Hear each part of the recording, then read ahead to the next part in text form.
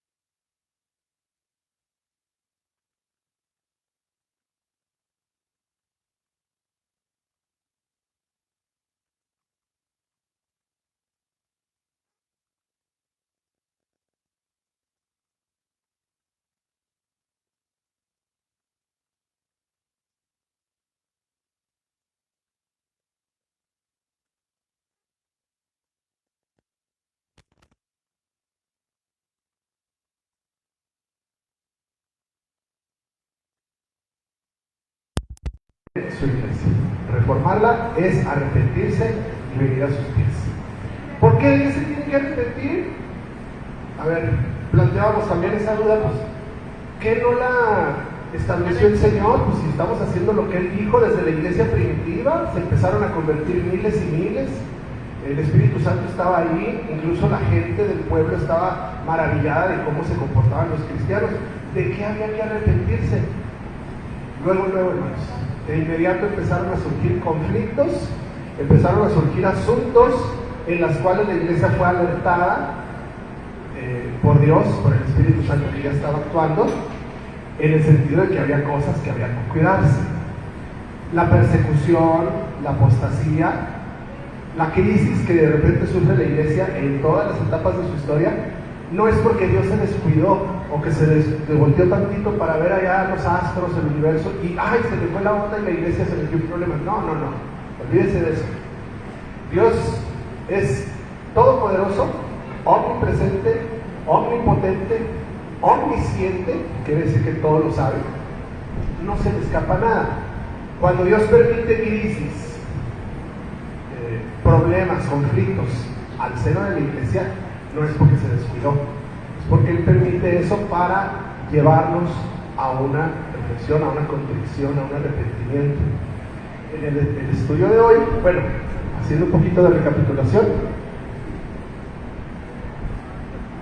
vimos en el primer punto, desde su origen, la iglesia primitiva y sus supuestas ventajas. Ya vieron ustedes que ni era una iglesia chica, ni tenía la garantía de ser infalibles, ¿no? Mientras la iglesia la conformen hombres y mujeres como usted y como yo, la iglesia va a estar en problemas, va a estar en crisis, siempre y cuando no dependa completamente de la palabra de Dios. Si venimos a la palabra, hacemos del escudriñar la Escritura una regla inamovible, un fundamento de la fe, como lo vamos a ver a partir de hoy, no habrá problemas. Dice la palabra que el Hades y las mismas puertas del Hades podrán prevalecer contra la iglesia. ¿Cuál es la garantía entonces? Pues está en la palabra. Luego vimos qué le pasa a esas iglesias que se alejan, que buscan nuevas expectativas, nuevos horizontes. ¿Se acuerdan de los Gálatas? ¿Qué le pasó a esa iglesia? Se dejó fascinar. ¡Ay, qué bonito hablan estos nuevos oradores, estos precursores de las nuevas ideologías! Para entonces, para ellos eran nuevas corrientes ideológicas. A lo mejor nosotros ya no caeríamos tan fácil en esas, pero caemos en otras. ¿Sí? En todas las épocas de la existencia, de la vida de la iglesia, ha habido falsos maestros y falsas enseñanzas. ¿Se acuerdan de aquel estudio de las ovejas? Los lobos rapaces que se disfrazan con pieles de ovejas. Bueno, pues así va a haber siempre. ¿Cuál es el llamado entonces? Estar alertas, estar firmes, estar ceñidos nuestros lomos con todos los aprestos de la armadura de la fe. Luego, en la predicación, nuestro pastor nos predicó sobre ese conflicto que llevan los hombres de Dios cuando se atreven, levantan la voz, proclaman la verdad aún en contra de la corriente del mundo. ¿Qué le pasó a esos 200 pastores fieles en Inglaterra que durante siglos XVI y XVII alzaron la voz y dijeron: andamos mal, iglesia, arrepiéntete, iglesia, vuelve a las sendas antiguas? No le convino a la jerarquía, incluso todavía dentro del mismo seno de las iglesias ortodoxas. No vamos a hablar de la misma iglesia en la clase de hoy que de la semana pasada. Este contexto era de la iglesia ortodoxa anglicana de Inglaterra, que aparentemente hasta el nombre nos remite a una iglesia sana, ¿verdad? Así como que tenemos esa noción preconcebida de que la iglesia anglicana, y la simple palabra ortodoxia, ¿qué significa? Correctas dogmas. Ortos es correcto, doxos es dogma, quiere decir que llevan las líneas correctas. Entonces, ¿cómo es posible que lo entendemos, como vamos a ver hoy, de la Iglesia Católica Romana, pues los errores en los que incurrían, pero de la Iglesia Ortodoxa, pues aún en esa iglesia estos pastores levantaron la voz y les advirtieron de lo que estaban haciendo mal? ¿Cuál fue su destino? La expulsión. ¿Sí? A ellos no los mataron, ni mucho menos, como vamos a ver hoy, pero aún así la iglesia se resiste. ¿Cuál era la conclusión de la semana pasada? La impenitencia es un mal que aqueja a la iglesia, y lo vemos todavía hoy, cientos de años después. La iglesia no le gusta arrepentirse. Somos muy dados como seres humanos a pensar que ahí la llevamos. A lo mejor reconocemos que no estamos 100% bien, pero decimos: pues ya la libramos, ya estamos del otro lado, brincamos la tablita, ¿sí? Ya quisieran otros pobres. Y ahí la llevamos, y así nos vamos, nos acostumbramos, nos sentamos en nuestra silla, nos metemos en un nicho de comodidad, nuestra área de confort, y hay que se vaya el tiempo. Tristemente he tenido 2 pláticas durante estas últimas semanas con hermanos de la fe con los que compartimos membresía de iglesias anteriores, 2 para ser exactos. Escucharnos hablar de cómo está trabajando, funcionando su iglesia, hermanos, me dio tristeza. Y no porque nos sintamos más que nadie, Dios lo conoce y sabe que no es jactancia, ni mucho menos, al contrario, somos los primeros que tenemos que reconocer nuestros errores. Pero sí me dio tristeza cómo, en qué términos se expresan de la maravillosa obra y misión que Jesús quiso establecer con su iglesia y a qué niveles la hemos rebajado. Es necesario, hermanos, un verdadero arrepentimiento, un verdadero llamado a que la iglesia reflexione sobre su papel, como el que en su momento Dios permitió que se hiciera en el pasaje que vamos a estudiar hoy. Número 4, la reforma y su legado. Pero antes de entrar de lleno al estudio, hermanos, quiero hacer unas precisiones. Buscaba un término más exacto para disclaimer, pero en inglés es muy fácil de decirlo, pero en español lo que más me acerqué, descargo de responsabilidades. ¿Sí? Quiero hacer unas aclaraciones antes de entrar de lleno al estudio. Número 1, no es intención expresa ofender, lastimar, atacar a la Iglesia Católica ni a ningún católico, que por supuesto tenemos amigos, familiares que pues están todavía en medio de esa congregación, de esa iglesia. Pero hermanos, si no lo hacemos deliberadamente, lo vamos a tener que hacer implícitamente, porque es imposible tratar el asunto de la reforma y de su legado, de sus resultados, sin tocar sensible e evidentemente los aspectos doctrinales que ponen en evidencia sus errores y falsas enseñanzas. Entonces, ahora sí que no lo tomen personal, pero lo que la Biblia dice, eso es. ¿Sí? En primer lugar. Segundo, tampoco es la intención, no pretendemos intencionadamente exaltar o enaltecer, sobrevalorar ni a personas y mucho menos eventos históricos, por muy importantes que hayan sido. La única regla de fe y práctica para la Iglesia del Señor, para esta iglesia en lo particular, es la Escritura. Si se van a tocar asuntos históricos, porque hoy tuve que reconocerlo y por más esfuerzos que hice, es más un 60% historia y un 40% escritura, es imposible contextualizar el evento y lo que vamos a estar estudiando en los próximos domingos si no se narraba ese contexto histórico. Entonces, no crean ustedes que estamos desplazando, por eso es muy importante esta aclaración, no estamos desplazando la supremacía de la palabra de Dios en los púlpitos. Si vamos a ver hechos históricos y personajes, vidas de personajes que no son bíblicos, es única y exclusivamente con el fin de que reconozcamos que Dios es el Dios de la historia. La Biblia se cerró en determinado momento, pero Dios siguió obrando, Dios sigue actuando. Por supuesto que ya no hay revelación, por supuesto que ya no hay profecía, ya no hay profetas, ya no hay apóstoles, pero la historia nos ha enseñado que Dios sigue siendo el mismo que levantó jueces, el mismo que levantó patriarcas, y Él no cambia, Él es inmutable. Entonces Él siguió levantando a través de la historia hombres y mujeres valerosos que gracias al Espíritu Santo y a su disposición a ser usados y a ser fieles como sus siervos, pudieron hacer este tipo de obras, este tipo de movimientos en la vida de su iglesia. Dicho lo anterior, un tercero, creí que nomás eran dos, son tres. Hablando específicamente de la reforma, es un tema polémico, es un tema controversial, para muchos incluso, que los veo con ganas de, no voy, esto no es para mí, no se vayan, créanme lo que va a ser de delicia. Para muchos no merece que se hable de la reforma en las iglesias.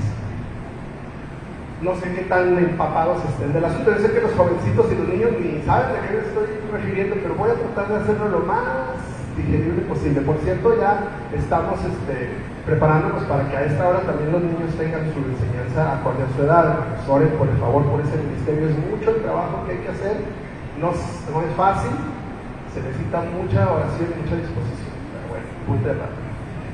No estamos sobrevalorando el movimiento de la reforma al grado de que hay iglesias, hay congregaciones que ya se autodenominan reformadas. No sé si vieron la publicidad de ayer con la que anunciamos el discipulado. A ver, palabras más, palabras menos, acuérdenme, decía, ser reformado no implica ponerle ese título a tu denominación, ni autoasignártelo tú. Yo soy un cristiano reformado, y cuidado conmigo, ya con esa palabrita apachurro al que quieran, que se me ponga enfrente. No. Si ustedes vinieron la semana pasada y si no vinieron, vieron el video y estudiaron la Biblia, la lección, reformado es un aspecto del corazón. regresar al momento en que se formó, reformar, volverle a dar la forma que Cristo le dio. No en base a nuestros criterios, no en base a moldarnos a los nuevos tiempos que estamos viviendo. Ser reformado implica que primero reformemos el corazón para entonces, si la misericordia y la gracia de Dios quiere, nos use para que seamos factor de cambio. Primero nosotros, luego nuestras familias, luego nuestra iglesia, y Dios sabe hasta dónde nos lleva. Él nos dará la gracia si quiere también que seamos factor de cambio a la sociedad, a la ciudad, al país o al mundo entero. Como en su momento, este evento que vamos a ver hoy fue un evento que impactó al mundo entero. A pesar de que surgió como hechos aislados así, muy lejos allá en la época desde 1200, estuve viendo en la historia, se dieron los primeros albores, destellos de intentos de sublevación y de reforma y de decirle a la Iglesia Católica que estaba mal. 1400, 1500, aquí donde nos vamos a situar. ¿Por qué? No porque este fuera el mero bueno y nosotros nos sirvieran, no, sino porque en este momento Dios quiso que en ese momento hubiera el despertar. ¿En qué momento? Justo cuando más oscurantismo había, en la plena Edad Media, 1500 a 1600. Se le conoce como el oscurantismo porque era una época en donde todo estaba velado, todo estaba prohibido para la gente, para el grueso de la población, todo secreto. Usted nomás haga caso y no diga nada, calladito y sin chistar. En ese momento Dios quiso que este movimiento surgiera y fuera lo relevante que hasta la fecha, 500 y feria de años después, sigue siendo lo importante que es para la vida de los cristianos. La reforma no se ha acabado, la reforma es todos los días. Cada vez que usted se levanta y no tiene ganas de orar ni de leer su Biblia, ahí necesita una reforma, porque Dios se lo pide. Usted hace su mini reforma para que su familia haga una siguiente mini reforma, para que su iglesia haga una reforma, para que las iglesias del pueblo de Dios lagunero mexicano haga una reforma nacional, y si Dios quiere, la iglesia universal haga la reforma mundial. ¿Quién le dice que no? ¿Sí?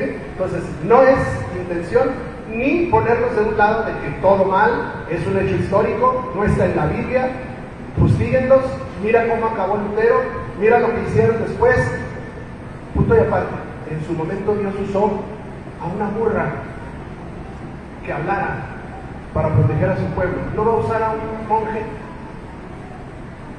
Entonces a Dios no le ponga límites. ¿Sí? Tampoco del otro lado, la reforma, Lutero, y vamos a poner un cuadrito de Lutero. No vamos a adorar a nadie, no somos luteranos, no somos reformistas, somos cristianos por la gracia del Señor, por la misericordia de Dios, y en ese sentido seguimos las enseñanzas de Cristo, y eso es lo que vamos a ver en esta sesión y en las que siguen. Fíjense, ya me llevé más de 15 minutos en la introducción, nada más eran ¿cómo les dije? Descargo de responsabilidades.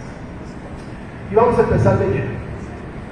En ese contexto, hermanos, ya les expliqué. En ese contexto vamos a ver historia, por supuesto, aterrizando en la palabra de Dios, y tómenlo efectivamente como eso, como un marco contextual para todo lo que viene después. Créanme lo que si no integramos estos conocimientos a lo que luego la Biblia nos va a decir, difícilmente lo vamos a valorar. Yo sé lo que les digo. Muy bien. Lutero, un instrumento útil en las manos de Dios. Este señor, Martin Luther, alemán, Lutero, lo conocemos ya en lengua castellana, nació en la ciudad de Eisleben, perteneciente en aquel entonces al reino germánico, pero romano. ¿Sí? Acuérdense que Roma fue un imperio poderosísimo durante muchos siglos. En este momento en particular dominaba muchos países, entonces tenían derecho a tener su propia identidad étnica en los países, pero pertenecían al gobierno o al imperio romano. Entonces no se llamaba Alemania, era el imperio germánico romano que hoy conocemos como Alemania. Nació en 1483, desde muy joven, desde prácticamente después de sus estudios básicos, se interesó en el estudio de la teología, luego, desde chiquito. Desde entonces también dominada por Roma. No había aspecto de la vida del hombre que Roma no dominara. ¿Han oído ese refrán que dice todos los caminos llevan a Roma? Tiene mucho desierto. Para donde usted volteara, era territorio romano, porque sí es Alemania, pero pertenece al Imperio Romano. Que aquí es Turquía, sí, pero pertenece al Imperio. O sea, todos los caminos desembocaban en un territorio de Roma. Bueno, eso es en la geografía, pero también en la sociedad, en la economía, en la cultura. Todo el arte de aquel entonces tenía que ver con lo que Roma dictaba, incluso en tu vida misma. Desde que nacías, tenías que bautizarte o llevarte a presentar a una iglesia del género romano. Te casabas, bueno, luego vinieron los sacramentos. Ya desde niño, haz esto, haz esto, haz esto, haz esto, porque los sacramentos lo vamos a ver cuando veamos la sola de la gracia. Los sacramentos eran importantes, no solamente importantes, indispensables para la salvación. Luego lo vamos a ver. Te casabas, a la iglesia. Te morías, a la iglesia. Ya, por fin me libré. No, después de muerto todavía te vas al purgatorio y tus familiares tienen que pagar tus indulgencias para que salgas del purgatorio y te vayas al cielo. O sea, Roma era todo, prácticamente copados por lo que era el movimiento de la Iglesia Católica Romana. No había aspecto de la vida en lo que las personas no tuvieran que ver con eso. Y por supuesto la religión, no se diga más. La Iglesia Católica Romana había prácticamente desde el primer siglo, desde que vimos allá después de las cartas en el Apocalipsis, luego en el primer siglo, adoptó y agarró las riendas de todo lo que tenía que ver con la religión. Discúlpenme el término, yo sé que no lo van a tomar literalmente, ni lo estoy diciendo en ese sentido, pero prácticamente secuestraron a Dios. ¿Sí? Lo ataron. A ver, la palabra de Dios, véngase para acá. La Biblia es de nosotros. Solamente nosotros la podemos leer en primer lugar porque no permitían traducciones que no fueran las que ellos, del latín básicamente. Ellos la interpretaban y a la gente, no les des Biblia. Como ahora que les dan una hojita, bueno, en aquel entonces ni hojitas. Lo que nosotros les digamos, eso es lo que Dios quiere que ustedes sepan. ¿Sí? Y solamente algunos sacerdotes, no todos tenían la instrucción suficiente para entender el latín. Solamente algunos podían leerla y solamente los jerarcas, los papas, los arzobispos, los cardenales tenían la autoridad y la autorización para interpretárselas a la gente. Entonces, ¿qué hacía la gente en las iglesias? Pues nada más iban a la misa. O sea, la iglesia no era lo que es ahora. Siempre la Iglesia Católica ha permitido que su actividad se centre en la misa, conocemos como la Santa Misa, que ahora todo es santa hasta la muerte. Bueno, la misa no tiene adoración, no tiene alabanza, no tiene predicación. ¿Cuál es el énfasis de la misa? La Eucaristía. Por eso usted se fija que en las misas, allá en un ladito está un púlpito donde alguien pasa y lee así, un pedacito del Evangelio, de la Escritura, y ya, allá a un ladito. Aquí en medio, lo importante es el altar. Fíjense, el altar donde se supone que el único sacrificio vivo y perdurable es el de Cristo. Todavía lo siguen sacrificando cada misa. Todavía se sigue poniendo como centro de la celebración religiosa la Eucaristía. ¿Qué es eso? Pues no es otra cosa más que decir que cada vez que parten el pan y reparten el vino, otra vez y otra vez y otra vez, Cristo vuelve a morir, se transforma. Ellos dicen que es una transubstanciación. El cuerpo de Cristo se transforma en ese pan y la sangre de Cristo se transforma en ese vino. Y todos los que pasan se lo están comiendo. Bueno, esa es una de muchas cosas que vamos a ir saliendo. Entonces ellos decían lo que se hacía, lo que se predicaba, no se predicaba, lo que se oía en las misas, incluso lo que se cantaba. El canto gregoriano, ¿han oído los cantos gregorianos? Ese tipo de canciones que no se entiende nada, y precisamente por eso los templos eran tan abovedados y tan altos, para que el mismo rebote hiciera un eco ininteligible, no se entendía. Por supuesto que no entendía porque estaba en latín. Entonces, ¿qué era lo único que provocaba? Emociones.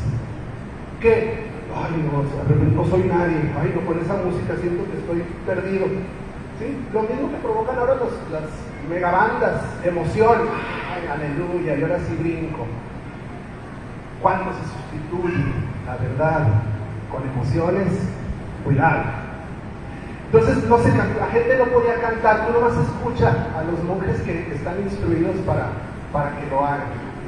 Y, como les digo, solo se leían fragmentos breves de la escritura en un idioma incomprensible para la mayoría y de acuerdo a los intereses que le convenían. Sí, mi hermano.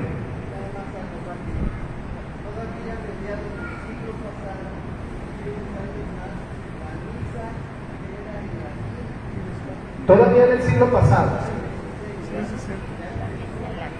a mediados de los 1900,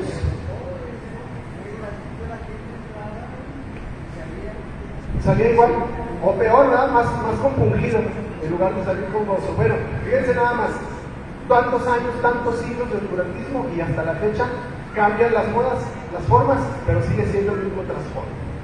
¿Qué pasaba? Bueno, pues ellos aprovecharon. Nosotros hemos leído ya varias veces, yo creo que ya hasta se saben de memoria, Mateo 16, 18.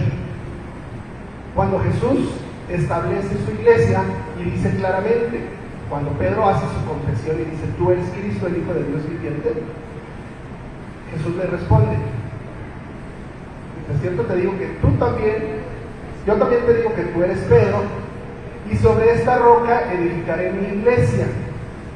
Hemos aclarado en repetidas ocasiones que Jesús se refería a esta roca, refiriéndose a sí mismo, y en ningún momento le confirió a Pedro ninguna condición alguna. Ellos, obviamente, teniendo el monopolio de la interpretación, la Iglesia Católica empezó a sostener que Pedro fue el primer jerarca de la iglesia y que a raíz de ahí, a ti te daré las llaves, ¿sabes qué te dice eso? Ellos tienen el derecho de elegir a su sucesor. Enseñanza completamente antibíblica. No hay sustento en la Biblia para que se enseñe eso. Y se asumieron el papado como el linaje representante de Cristo al frente de la iglesia. Ellos llegan al extremo de decir que el Papa es el vicario de Cristo. ¿Saben qué es vicario? El que toma el lugar de él. ¿Quién tomó el lugar de Cristo cuando se fue? El Espíritu Santo. El Papa le está quitando el lugar al Espíritu Santo. No solamente de facto en su palabra, sino en sus acciones. Está pretendiendo hacerlo, por supuesto que no lo ha hecho. Entonces, súmele, hay quien está haciendo la lista de todas las herejías. El mismo Pedro se encargó antes de morir, cartas, de dejarle claro a la iglesia, es Cristo, la piedra, esa que desecharon los edificadores, Él ha venido a ser la cabeza angular, la piedra angular, porque Cristo es la cabeza de la iglesia. Entonces, ya empezamos a ver dónde se desvió, ¿sí? Lo que en un origen, aparentemente, ambas iglesias proclaman y dicen haber nacido en el mismo momento, Roma deliberadamente se separó e hizo sus propios dogmas, sus propias doctrinas, basados en enseñanzas humanas, en dogmas que ellos mismos proclamaban y dejaron de lado la autoridad de la Escritura. Por eso es importante esto que estamos viendo. Entonces los sacerdotes interpretaban la Biblia, le contaban al pueblo lo que les convenía, le otorgaban o le negaban el perdón, imponían las penitencias, concedían bendiciones y se autoproclamaban los árbitros de la vida, no solamente de la vida terrenal, sino de la vida eterna. ¿Por qué? Porque también a los muertos les ponían autoridad y les ponían reglas, destinos y por supuesto precio, que es lo que vamos a ver que fue ahora sí que la gota que derramó el vaso.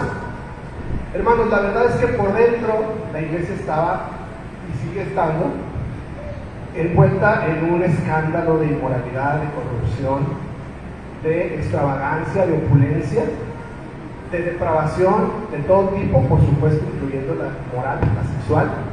Mientras que por el otro lado al pueblo le daban otra cara, con puño de hierro imponían severas penas, severas normas y reglas morales que cumplir, penitencias, sacramentos y por supuesto indulgencias. ¿Qué son las indulgencias? No es otra cosa más que comprar los favores divinos. Vender, obviamente lo compra la gente, ellos lo venden. Por ejemplo, el ser bautizado como niños, que no es bíblico el bautismo de los bebés, vender la bendición para tu matrimonio, vender tu extremaunción, ¿sí? Para que cuando te mueras, pues ahí la llevas, no te vas a ir al cielo, pero ya llevas un buen trecho, pero ya quisieras, ¿verdad? Incluso a algunos gobiernos les imponían gobiernos político-religiosos. Y si por eso no fuera poco, hermanos, como les digo, para acabarla de amolar, por esas fechas se estaba construyendo la Basílica de San Pedro. ¿Sí la han visto? Yo sé que no han ido a Italia, ¿sí han ido a Italia? ¿Verdad que no? La han visto en fotografías, en videos, en publicaciones. Es un edificio impresionante. Desde entonces se estaba construyendo. Imagínense construir y ahora sostener eso. ¿Cuánto cuesta? Bueno, desde entonces el papado necesitaba fondos para construir esa maravilla de construcción. Arquitectónicamente, una maravilla, ¿sí? Ya por fuera es otra cosa, por dentro más bien, ¿sí? Solamente para recapitular, en Mateo 16:18, cuando Jesús le dice a Pedro, Jesús le dijo: "Tú eres Pedro, por esta roca edificaré mi iglesia", haciendo la comparación de sus términos: Pedro, roca. Pedro significa Pedro, Piedrecita. Pedro, en griego significa piedra, y en griego roca significa Petra, que es piedra grande. Así es. Esa es la gran diferencia en este pasaje a contextualizar. Así es. No estaba hablando de la misma cosa. Es una cuestión muy distinta al referirse a Pedro y al referirse a la piedra angular de la iglesia. Por supuesto. Ajá. Y doctrinalmente hablando, lo entendemos. ¿Cuál era el problema? Pues que lo velaban, lo tapaban. Lo que la gente necesitaba oír nada más era que Pedro era el que tapaba, y hasta ahí se quedaba, no andaban más. Hermanos, entonces, la prioridad era dinero. ¿Cómo? Pues con los recursos que pudieran. Ya tenían el monopolio de la Biblia, ya tenían a la gente subrogada, o sea, con el yugo encima, con las penitencias, con tu pecado, con esto y con lo otro. Entonces ya no era cuestión de estirar la mano, de pasar la anforita, ¿sí? Había, por supuesto, especialistas en eso. Uno de los más famosos era Johann Tetzel, quien era muy bueno, era muy labioso. ¿Saben qué es labioso? ¿Verdad? Uno que tiene mucha labia. Era bueno para convencer.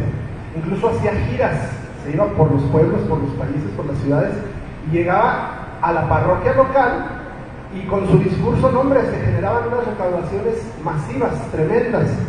Él acuñaba frases, o por supuesto en su idioma original, que se le pegaban a la gente. En aquel entonces no había memes, no había redes sociales, entonces sus dichos eran los memes de aquel entonces. Se le pegaban a la gente y lo repetían como refranes. Uno de los que se pudo traducir, porque obviamente al traducirlo al español pierde la rima y pierde el sentido, pero más o menos para que se den una idea, él decía: tan pronto caiga la moneda en la cajuela, el alma del difunto al cielo vuela. Entonces la gente con la rima se la aprendía más fácil, no sé si hasta cancioncita les hacía un jingle, ¿verdad? Y la gente se convencía. ¿Sabes qué? ¿Te acuerdas que mi abuelita, cómo se murió mi abuelito? Y que lo agarró en una borrachera, está en el infierno. Vámonos, sáquense las monedas. Y echándole la moneda en la cajita, vámonos al cielo. Oigan, pues claro que la gente la convencían. Por lo general eran pueblos de agricultores, de campesinos, de obreros, en donde todavía imperaba el sistema feudal. Los que estudiaron preparatoria saben de qué estamos hablando. En el feudalismo no había movilidad social. Los ricos iban a seguir siendo ricos hasta que se murieran, los pobres iban a seguir siendo pobres hasta que se murieran, porque decían que así era la voluntad de Dios. Así naciste y así te vas a morir. No se permitía la movilidad social. Entonces, pues la gente así estaba destinada. Por supuesto que llegándole a las emociones regresamos otra vez. Cuando las emociones le ganan, la verdad, estábamos en conflicto. La gente se dejaba convencer. Y hermanos, no es extraño que hasta la fecha siga pasando. Y Dios, hermanos, ¿qué estaba pasando con Dios? Estaba al tanto de esta situación.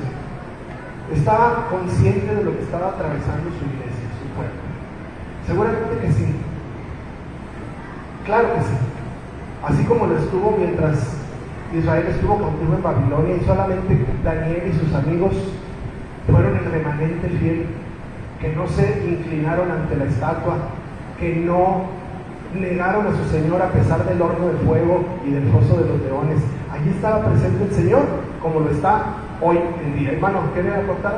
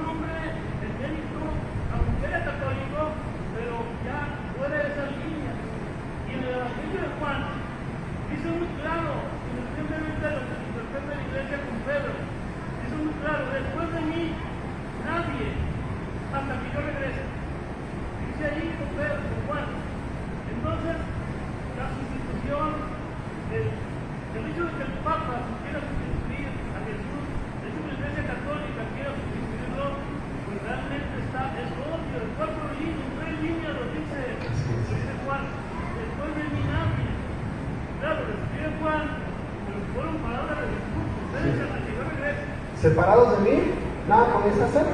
Y es lo que ha pasado. Cuando la iglesia se separa de la palabra, empiezan los problemas. Hermanos, pues con este desolador panorama, así como se los estoy platicando, es apasionante. A mí me gusta mucho enseñar historia. Pregúntenle a mis alumnos. En este desolador panorama, créanme lo que, por increíble que parezca, seguía habiendo seminarios, seguía habiendo monasterios, seguían funcionando, formando monjes, formando sacerdotes, maestros de la ley de la escritura y teólogos. Me sorprendió eso, porque digo, ¿con qué carácter, con qué calidad ética cristiana seguían enseñando eso mismo que estaban promoviendo? Bueno, pues seguía viendo y satisfacían, pues porque la vara estaba muy baja, el estándar, satisfacían las necesidades de la iglesia en su sistema imperante. ¿Sí? Salían así. Pero entre todos ellos, esos aspirantes que entraban desde muy jovencitos, desde los 17, 18 años, podían encontrar. Entró un recién egresado de la Universidad de Erfurt, a la edad de 22 años. Martín Lutero tomó los votos y decidió consagrar su vida al monasterio, a ser monje.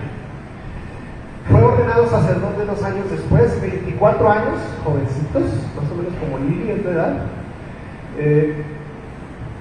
Y destacó porque desde jovencito fue muy buen estudiante, excelente, estudiante de excelencia, tan es así que inmediatamente después de terminar sus estudios, sin ningún otro requisito, lo mandaron sus superiores a enseñar en la Universidad de Wittenberg, donde sería su permanente residencia por el resto de su vida, Wittenberg. Y la materia que enseñaba era ética cristiana. Me llamó mucho la atención. ¿Cómo no lo mandaron a enseñar cualquier otra cosa que sacramentos, que dogmas, que eso? No. Ética cristiana. Dios tenía planes para que él enseñara eso. Fíjense, la carrera exitosa que lleva. Bueno, a los 28 años, luego a los 2 o 3 años de que empezó a enseñar, lo llamaron a Roma como parte de su preparación para que conociera gente de más alcurnia. Por primera vez fue, y un año después le dieron el doctorado en teología. En 29 años de monje a licenciado, a teólogo, maestro en la universidad, ahora doctor en teología. Cualquiera que tenga ese palmarés, ese reconocimiento de sus diplomas en la pared, ¿cómo estaría? No me hables, ¿verdad? Ando 2 centímetros arriba del suelo. ¿Cómo se sentiría Lutero en ese momento? Hermanos, créanmelo, dicen los historiadores, no era así. Él se sentía miserable, se sentía vacío. Tenía un profundo decaimiento, una miseria espiritual terrible. ¿Y saben qué le provocaba eso? No le provocó dejar los votos, desertar, no. Ir más, decía, seguramente me falta algo. ¿Por qué si un Dios tan maravilloso y tan grande como el que adoro y sirvo es así? ¿Cómo me siento así? Voy a estudiar otra cosa, ahora voy a hacer esto. Por eso iba escalando y escalando y escalando. Él creía que en base al conocimiento iba a sentirse pleno y satisfecho, iba a lograr sus aspiraciones. Y entre más y más estudiaba la Biblia, más vacío se incrementaba en su ser. Él confiaba en llenarlo con más estudios o con otro cargo, pero solo aumentó su crisis espiritual. ¿Sabe qué lo compungía mucho más que los libros de la escuela y del doctorado? La Biblia. Lo decía la semana pasada, el libro de los Gálatas y la carta a los Romanos fueron sus anillos al dedo. Una y otra vez los leía, los releía, preguntándole a Dios, preguntándole, aún sin ser convertido, todavía no era salvo. Él sabía que algo había ahí que no encontraba. Le volvía a preguntar y le volvía a preguntar a la Escritura. Romanos capítulo 3 lo marcó de por vida. Les voy a leer unos pequeños fragmentos porque el tiempo se le está yendo como agua entre los dedos. Él leía, por ejemplo, el versículo 5 de Romanos 3. Si ustedes lo tienen en su Biblia, también lo pueden ver. Pero si nuestra injusticia hace resaltar la justicia de Dios, ¿qué diremos? ¿En qué papel quedo? ¿Acaso es injusto el Dios que expresa su ira? No. Él sabía que Dios tenía todo el derecho de acabar con el hombre por su corrupción. Hablo en términos humanos, decía Pablo, pero Lutero lo reflexionaba. Y luego se iba al versículo 10, donde dice, como está escrito, no hay justo ni aun uno, no hay quien entienda, no hay quien busque a Dios. Todos se han desviado, a una se hicieron inútiles, no hay quien haga lo bueno y no hay ni siquiera uno. Luego en el 20 decía, porque por las obras de la ley ningún ser humano será justificado delante de él. ¿Saben cómo se sentía él? Miserable. Lutero era el terror de los confesores. A pesar de ser doctor, todos los días iba a la parroquia. Ay, me cura bien otra vez. Y llegaba y le soltaba, es que soy esto. Y pues el cura pues tenía que oír. ¿Qué hago? Pues le pongo una pregunta. ¿Qué hiciste ayer? Pues recé tantos Padres Nuestros, pues ahora el doble, dijo, pues ya acá. Y se iba, ay, se regresaba de la puerta, se me olvidó. Tuve un mal pensamiento, otra vez. No podían los confesores con Lutero. Él decía, bueno, pues si esa es la manera en que me voy a justificar ante Dios, me confieso una y otra vez, tengo que pagar mis penitencias. Cuentan una anécdota, es así, para que soy sincero, no la encontré en ningún libro, pero me quedó muy grabado, me escuché cuando era más joven, no cuando era más joven, que en una ocasión le dijo a uno de sus maestros, Señor, mis pecados, ¿cómo le hago? Quiero ser expiado de ese pecado. Y que le dijo el maestro, mira, ahí están las escaleras que van a la campana, súbelas y bájalas 50 veces, y ya con eso sí, pues ahí va a meter. Subió y bajó 50 veces,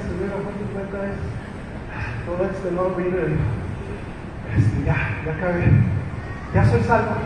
Le dijo, no, todavía no. ¿Por qué? Porque mis curas no podían garantizarle eso. Y entonces ya, mañana vemos a ver qué hacemos. Eso es lo mismo, lo que sigue pasando hasta ahora. Ningún ser humano, ningún dogma humano te puede decir cómo ser salvo. Solamente Cristo te ofrece la salvación. Y solamente por la fe en Él, y solamente porque Él quiso, sin ningún merecimiento en ti, que es lo que vamos a ver más adelante. Bueno, para irnos más rapidito. Entonces, él estaba compungido, estaba quebrantado al más no poder, porque él decía, ¿qué esperanza puede albergar un hombre sabiendo que nunca, por más que se esfuerce, podrá satisfacer la justicia perfecta de Dios y detener su ira? Lutero, entonces, hermanos, volvía una y otra vez a la Biblia y a la Escritura. Esto, hermanos, estaba en el plan de Dios, lo estaba preparando para que viera hasta qué punto, cuando usted sienta que ya la situación no da para más, está súper tensa y ya un estirón más y revienta, es porque Dios lo quiere llevar hasta ese punto, porque sabe que de ahí lo va a restaurar de una mejor manera, de una manera como solamente Él lo sabía hacer. Eso lo llevó a llegar a la conclusión de que no, las penitencias, las indulgencias no sirven para nada. Por supuesto que de todo lo que traía en su cabeza, imagínense lo buen estudiante que era, todos los estudios que tenía y todas las reflexiones a que lo movía la palabra de Dios, cómo estaban agolpadas en su cabeza. Por supuesto que les tenía que buscar una válvula de escape, y su válvula de escape era escribir. Escribió muchas cosas. Entre todas estas cosas que escribió, él estaba haciendo una lista de todos los reclamos y todas las cosas que él veía mal de su iglesia, de la Iglesia Católica Romana. Se acordaba de una cosa y la escribía, la escribía y la escribía. Llegó el momento en que ya no pudo más. ¿Hasta cuál llegué? Cerró la rayita y llegó hasta el número 95. Dijo, tengo que hacer algo con esto. En aquel entonces no había Facebook, así que no las pudo publicar en Facebook. En aquel entonces el Facebook era el muro o las paredes, en este caso las puertas, del lugar más público que pudiera haber. Dijo, pues el mercado, no, porque hay gente que no compra. La escuela, no, porque hay gente que no estudia. Ah, la iglesia, todo el mundo va a la iglesia, todo el mundo quiere penitencia, todo el mundo quiere estar salvo. Se fue y publicó, hizo una publicación en su muro de la iglesia de aquel entonces. Él no lo hizo con la intención de relegar, de reclamar, de desertar, ni de crear una nueva religión. No. Él seguía siendo monje, él seguía siendo fiel a su dogma, a sus principios, pero sabía que algo estaba mal y quería que los demás abrieran los ojos. A veces así nos desesperamos, ¿verdad? ¿Sí les ha pasado? Ay, ¿qué haremos para que entendieran? Bueno, pues, se me ocurre esto. Todas estas reflexiones a las que he llegado se las voy a platicar a toda la gente. Las escribió en latín. ¿Se acuerdan ustedes que el latín no lo hablaba todo el mundo? Nada más los eruditos. Entonces, ¿qué quiere decir? Le puso un candado, como le dicen ahora, publicación guardada, no sé cómo le dicen ahora, no es público, no la puso pública, la puso en modo privado. Nada más los que entendieran latín quieren, pues los que estaban letrados en eso. O sea, él no se iba a poner a rebatir estas cuestiones teológicas tan elevadas con los campesinos, o con los panaderos, o con los agricultores. Él quería discutirlo y debatirlo con gente que le aportara, que a lo mejor si ellos saben por qué yo no entiendo, que me lo expliquen a mí. Él quería convocar, él hizo una convocatoria, por decirlo de alguna manera, a su misma iglesia, para que quien pudiera debatir con él le ayudara a entender por qué estas cosas le parecían irregulares y le parecían anormales. Entonces se decidió y clavó ese documento en las puertas de la Catedral de Wittenberg el 31 de octubre de 1517. Y en esas tesis, los que ya las han estudiado, ahí no están, por supuesto, no creo que sea 45, se me hace que es una de las páginas, ¿verdad? Porque él las escribió manuscrito, ya existía la imprenta para ese entonces, pero todavía no las imprimió. Las escribió a mano y las publicó ahí, pero fíjense, sin que él se diera cuenta, ya les estoy dando el final de la historia, sin que él se diera cuenta, muchos que medio congeniaban con sus ideas, las copiaron, se las llevaron a donde ya había imprenta y las reprodujeron. En cuestión de meses, estas tesis le dieron la vuelta a Europa, llegaron a varios países y empezaron a dar de qué hablar. Entonces, entre otras cosas, no lo vamos a poder traer algunos extractos, pero así nada más, la única que les voy a mencionar, la número 86, porque él estaba muy en contra de la venta de indulgencias.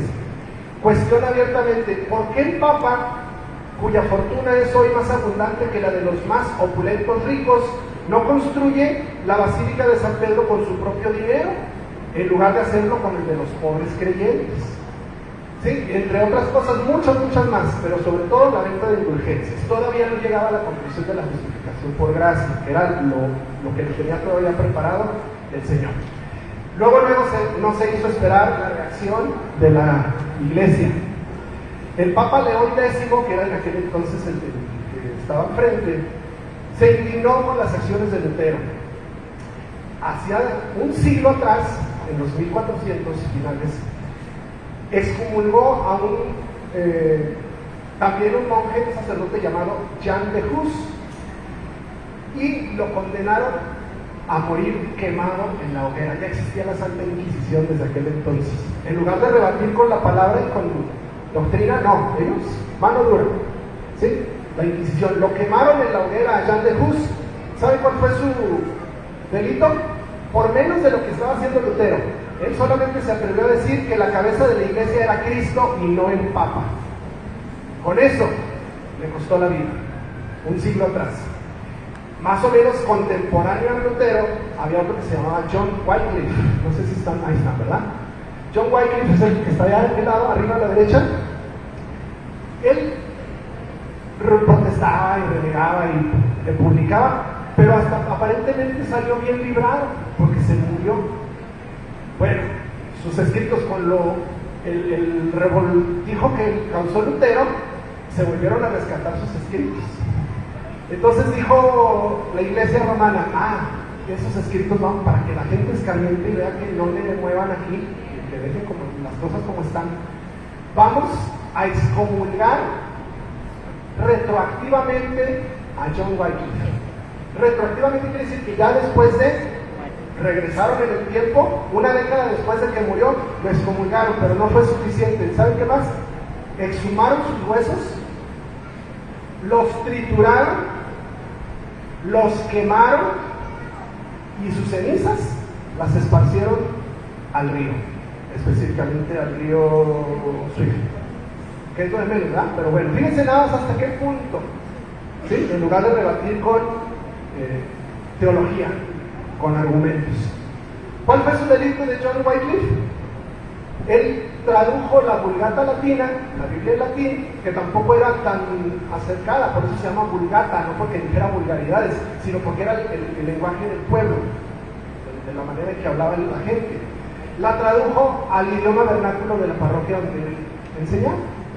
Eso estaba prohibido por la iglesia. Pues fíjense el castigo que le fue, pues castigo, obviamente ya estaba en su galardón, ¿verdad? Sí, también como Lutero recibió a Jesús. Pero eso, la iglesia quiso sentar ese precedente y de esa manera amedrentar a Lutero.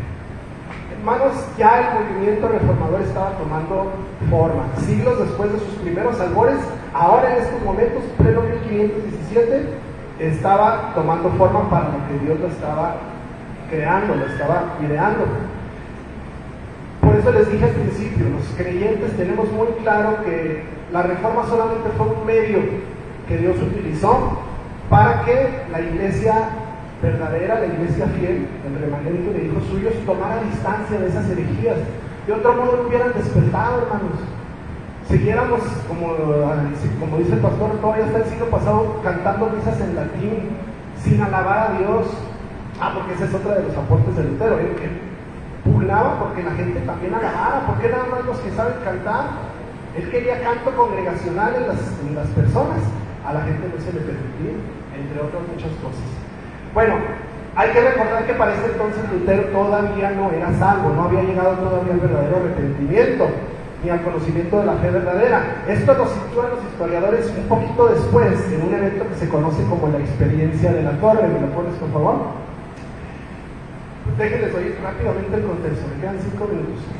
En diciembre de 1517, luego 2 meses después de sus tesis, un arzobispo del poblado de Mainz delató a Lutero, fue con el chisme a Roma. Fíjense que allá cerca de mi parroquia, un monje llamado Martín Lutero hizo esto y esto, y yo creo que hasta les llevó copia de las tesis.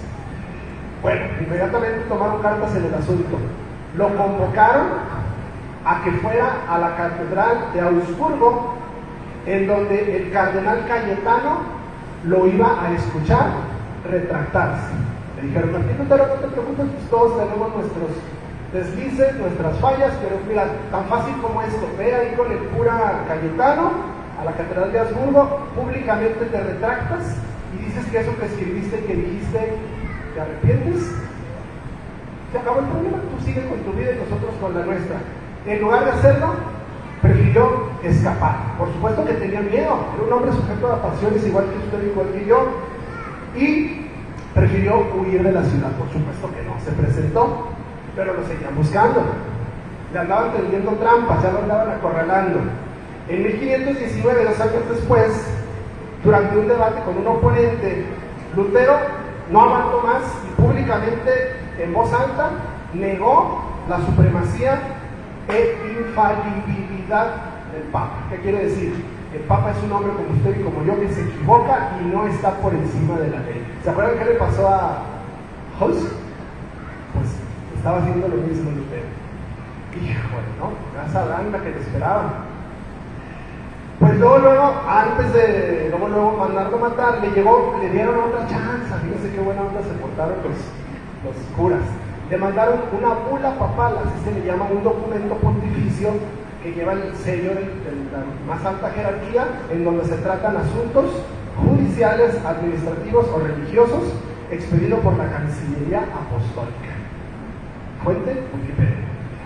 Esa es una bula papal. ¿Saben qué hizo con ella? La arrugó y la quemó. Públicamente, ya Lutero ya lo tenían hasta el chongo. Pues hermanos, casi que a la fuerza arrestado, finalmente le echaron el guante, lo llevaron ante un concilio que le pusieron, que le llamaron la dieta de Worms. Ahí está una foto donde lo tienen, hija. No, ¿verdad? Anterior, a lo mejor no la puse. Bueno, obviamente son dibujos, sí, son recreaciones artísticas. No, ese es el concilio de Trento. No lo puse, no te preocupes. En la dieta de Worms, que se celebró en abril de 1521, estuvo presente ni más ni menos que el emperador Carlos V. Yo sé que los niños sí lo conocen por el chocolate. Bueno, fue tan famoso porque fue uno de los emperadores más poderosos de Roma. Y ahí, hermanos, lo que todo el mundo pensaba que ya, ahora sí ya lo agarraron, ahora sí ya lo acorralaron, no le queda más remedio más que retractarse, pues públicamente pronunció estas palabras. ¿Me los pones, por favor? Está un texto ahí. Lo leo y lo leen ustedes en voz baja. A menos, él lo dijo así públicamente, a menos que esté yo convencido por el testimonio de las Escrituras, o por clara razón, porque no confío ni en el Papa ni en los concilios, ya que es bien sabido que se han equivocado a menudo y se han contradicho, estoy obligado por las Escrituras que he citado, y mi conciencia está cautiva a la palabra de Dios. Quisiera que esa frase la almacenáramos, la guardáramos y la consideráramos como propia. Mi conciencia está cautiva a la palabra de Dios. La próxima semana vamos a hablar de eso, de la palabra de Dios como el primer fundamento doctrinal de las olas de la Reforma, sola Escritura. Quédense con esa frase en la mente. Siguió diciendo, no puedo retractarme ni me retractaré de nada, puesto que no es seguro ni correcto irme contra la conciencia. Que Dios me ayude. Sabía lo que le esperaba, que Dios me ayude. Si ya de aquí ya lo llevo a mi casa, que sea lo que Dios quiera. Pero él fielmente dijo, no puedo retractarme porque por encima de mi conciencia, y por supuesto que la del Papa, está la palabra de Dios.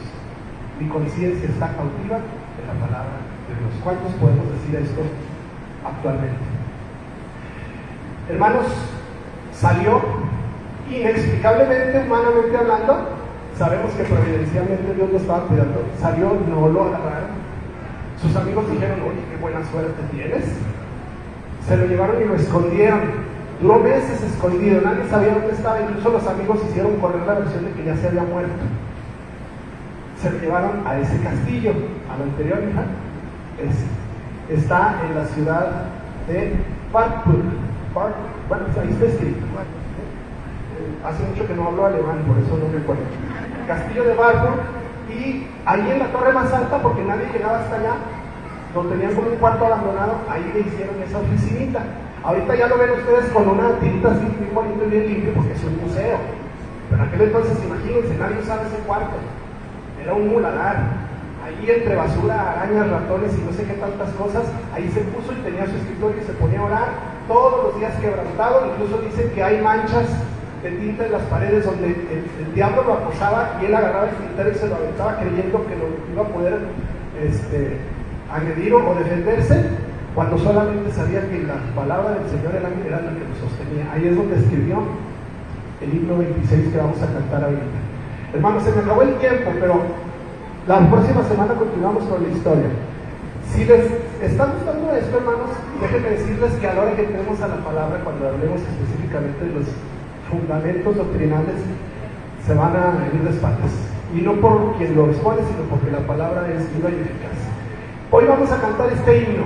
Reflexiónenlo, por favor, y póngase en los zapatos de Lutero cuando él decía: si demonios mil están prontos a devorarme, no temeremos, porque Dios sabrá cómo ampararme. Que muestre su vigor, Satán y su furor, dañarme no podrá, pues condenado él sea por la palabra santa. Lo vamos a estar cantando durante toda esta serie. Me pones la última diapositiva, mija, la última. Y bueno, la penúltima. Bueno, la penúltima. Vamos a ver, hermanos, platiqué con los pastores. Era imposible, ustedes vieron, ni siquiera la clase que tenía destinada para un día la terminé. Era imposible que viéramos todo, incluyendo las 5 solas, en una sesión. De antemano, prevenimos y el Señor puso en los corazones de los pastores que nos permitieran detener, vamos a estacionarnos. ¿O quién trae prisa? ¿Quién dice, ya me voy a morir, hermano, ya rápido, hermano, ya que no? Ah, sí, hermano, permítame tantito. Nos vamos a estacionar 5 semanitas. Espero que no me odien después de esto. Un domingo vamos a ver cada una de las 5 solas. Terminamos el trasfondo histórico, porque me falta un pedacito importante. Empezamos con sola escritura. No sé ni de qué me están hablando. Yo sé que muchos me ven con cara de interrogación, pero termino la explicación y ahora sí van a entender por qué 5 solas y a qué se refiere. Terminamos la sesión de hoy. Nomás el hermano me pidió la palabra. Un regalo